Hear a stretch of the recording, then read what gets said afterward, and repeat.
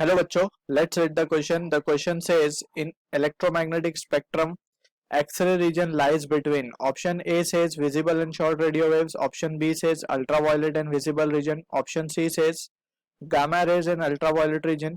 Option D says short radio waves and long radio waves. Alright, so basically हमें electromagnetic spectrum के बारे में बात करनी है. So in electromagnetic spectrum we can write the following waves. First आती है उसमें radio waves, then comes microwave,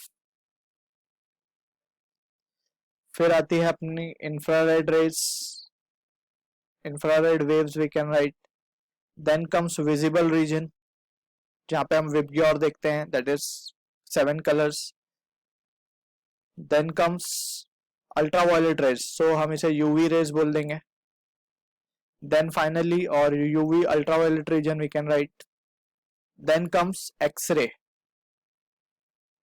and finally we can say आता है गामा रेज. ऑलराइट, सो ये स्पेक्ट्रम है, इलेक्ट्रोमैग्नेटिक स्पेक्ट्रम इस तरीके से अरेंज्ड है. ऑलराइट, सो इनका एक पर्टिकुलर सीक्वेंस है. सो उस सीक्वेंस को we have to remember.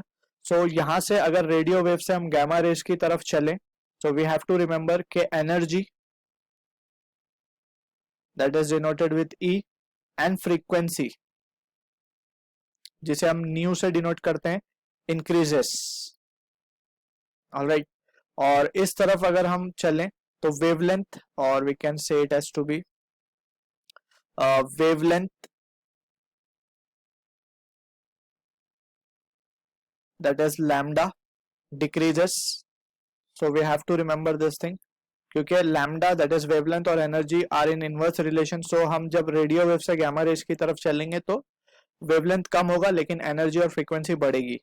Also हमारे क्वेश्चन के हिसाब से हम क्लियरली देख सकते हैं कि एक्सरे जो है वो अल्ट्रावायलेट रीजन और गामा रीजन के बीच में लाई कर रहा है. So from this we can say option C is the right answer. I hope you understood it well. All the best.